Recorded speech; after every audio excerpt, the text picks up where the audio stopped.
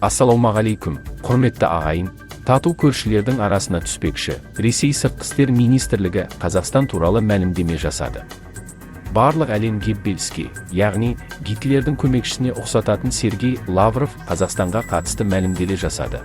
Лавровтың көмекшісі Игорь Нечаевтың айтуы бойынша, Лавров Қазақстанның билігі Ресейден алшақтай бастады.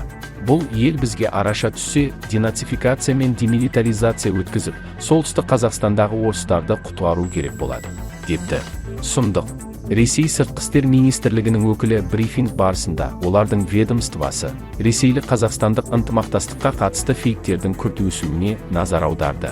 Оларды құрудың артында Ресей мен Қазақстан арасындағы қарым-қатынасқа сына түсіргісі келетіндер, тату көршілер арасында, сондай-ақ Қазақстанның көпұлтты қоғамында қосымша шиеленіс факторын тудырғысы келетіндер тұрғанын жоққа шығармаймыз, деді ол. Ал енді өз елімізге қайтып келсек, Байбекті жұрт бекер ұмытты. Назарбаевтың сыныптасының баласы Бауыржан Байбек қаңтарды қолданып, бүкіл бизнесіп енді ашық емес, жасырын түрде өткізіп жатыр. Қазақ халқы бұл жексұрынды ұмытпай, оның қамалуын талап етуі керек. Ағайын, бізді қолдасаңыз, арнамызға тіркеліңіз. Біздің министрлердің жасырын байлығы мен былықтары туралы видеоларымызды қолдасаңыз, лайк қойыңыз.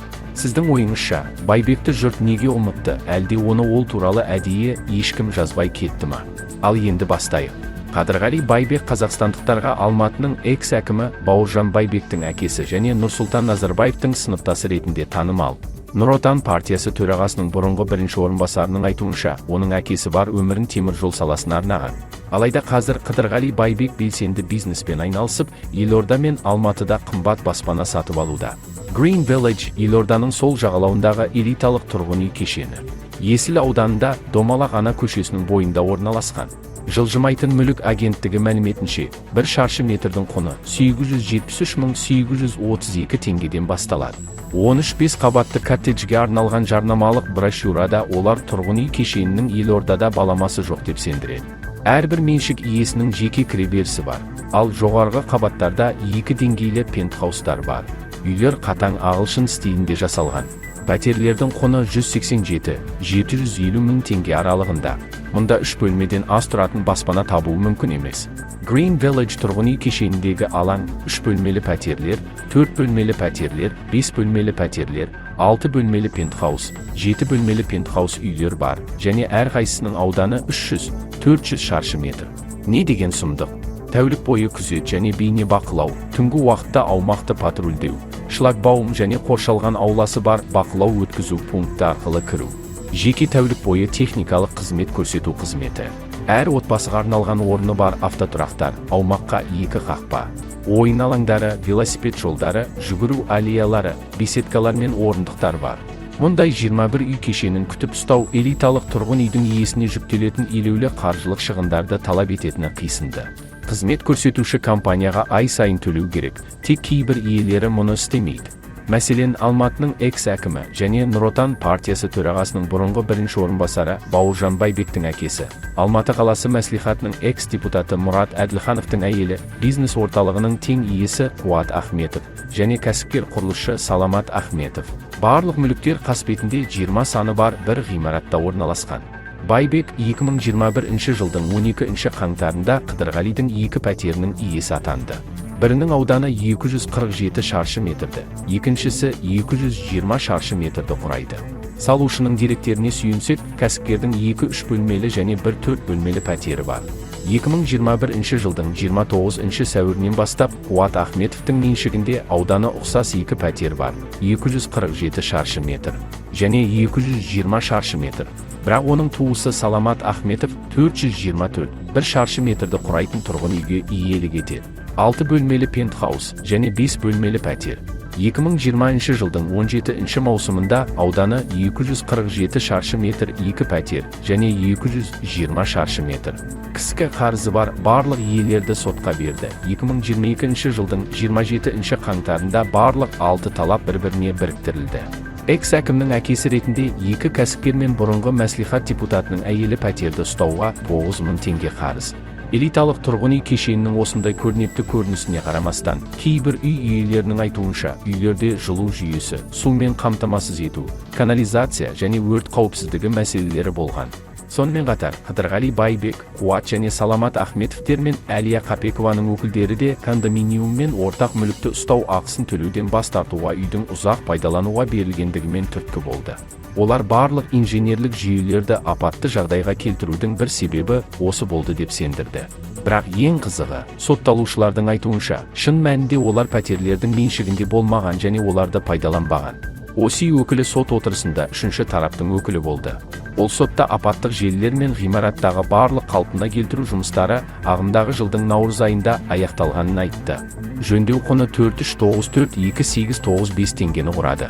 КСК хаттамалық шешіммен тұрғын үй кешенінің тарифі 1 шаршы метрге 183 теңгені құрады. Аумақты қорғауға қосымша шығындар 1 шаршы метрге 60 теңгені құрады. Пәтер мен үй жайдың иелері төлеуге міндетті. Пәтерлерді жалға алу келесідей болуы керек еді. Қуат Ахметов ай сайын кондоминиум объектісін ұстауға 452.925 теңге және 247 шаршы метр пәтерді қамтамасыз ету үшін 14.850 теңге төлеуі тиіс болатын. 220 шаршы метр үшін тиісінше 40.296 және 13.212 теңге төлеу қажет болды. 6 айдың ішінде 2 пәтер үшін де сома 268.117 теңге айыппұлды қосқанда 681.000 теңгеден асты. 424 шаршы метр үшін Саламат Ахметов ай сайын тұрмыстық қызметке 776.103 теңге, аумақты қорғауға 25.446 теңге төлеуге міндетті. Жарты жылдық айыппұлмен бірге 861.460 теңге шықты. Мәслихаттың экс-депутатының әйелі Әлия Қапекова бір пәтер үшін айына 45.219 теңге төлеуі керек. Оның қауіпсіздігі 14.826 теңгені құрайды. 6 айға екінші пәтерге ие болу оның кепілімен 588.000 теңге тұрады. 11 ай ішінде Әлия Қапекова айыппұлмен бірге 3.000 теңгеден астам соманы төлеуге мәжбүр болған. Нұрсұлтан Назарбаевтың сыныптасы 9 ай бойы 2 пәтерді ұстау мен қорғау үшін КСК-ға айыппұлмен 2.000 теңгеден астам төлеуге міндеттелді. Сот айыппұл сомасын негізгі соманың 10%-на дейін азайтты. 2 себеп болды. Жауапкерлер талап арызды толығымен қанағаттандырусыз қалдыруды сұрады, ал КСК ұзақ уақыт бойы талап арыз бермеді. Сонымен қатар үй иелеріне пәтерлердің жай күйінде, ғимараттың инженерлік желілерін, қасбеттерін, подъездерін және шатырларын да қамтитын сатып алу-сату шартын өздері жасағаны атап өтілді. Сот талап арызды ішінара қанағаттандыру туралы шешім қабылдады. Қуат Ахметов өзінің 2 пәтері үшін тұрғын үй кешенін басқару және күтіп ұстау қызметтері үшін берешегін күзет. Айыппұлдар мен сот шығындарын ескере отырып, үй жайлар пәтер иелері Жасыл ауыл Астана кооперативіне КСК миллион теңгеден астам соманы төлеуі тиіс. Оның туысы Саламат Ахметов 424 шаршы метр жылжымайтын мүлік үшін 866.000 теңгеден астам төлеуі тиіс. Бірақ Алматы қаласы мәслихатының бұрынғы депутатының әйеліне КСК қызметі 1,494,575 теңгені құрауы керек.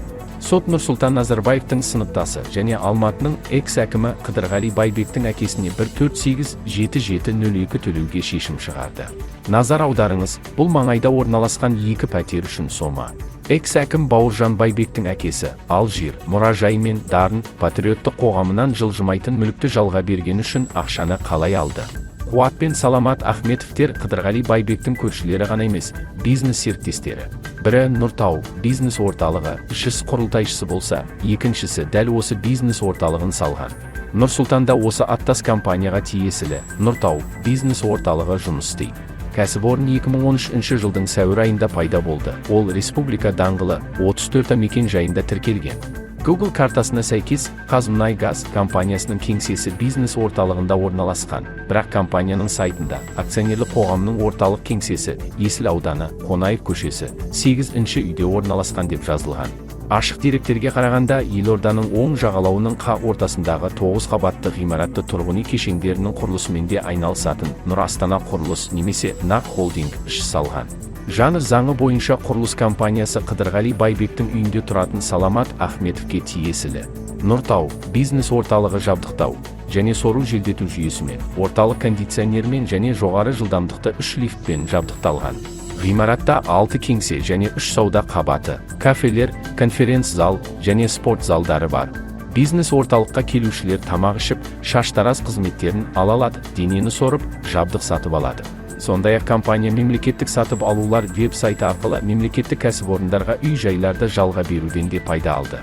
жылжымайтын мүлікті, дарын, республикалық ғылыми-практикалық орталығы мен Алжир, саяси қуғын-сүргін және тоталитаризм құрбандарының мұражайы мен мемориалдық кешені жалға алған. Сатып алу бір көзден алу тәсілімен тікелей шарт жасасу арқылы жүзеге асырылды. 2016 жылы кешен өкілдері жалға алу үшін 27 миллион теңгеден астам ақша төлеуге мәжбүр болған. Соңғы келісім шарт 2020 жылы жасалған. Келісім шарт сомасы шамамен 3 миллион теңгені құраған. Дарын 2018 жылы 18 мың теңгеге келісім шартқа отырып, орталық мемлекеттік сатып алудың барлық сомасын өтеген. Алжир мұражайының сайтында бұрынғы мекенжайы бар карта бар болғанымен, екі мекемеде орнын ауыстырған. Нұртау компаниясының Байқоңыр ауданы бойынша мемлекеттік кірістер басқармасына 283.251 теңге қарызы бар. Оның 44.746 теңгесі міндетті әлеуметтік медициналық сақтандыру төлемі және 228.075 теңгесі жеке табыс салығы, сондай-ақ сыртқы жарнама үшін 378 теңге. Бизнес орталыққа ие болу өте тиімді бизнес екенін ескеріңіз. Бірінші жарты жылдықта 176 мың теңгеден астам салық төлеген.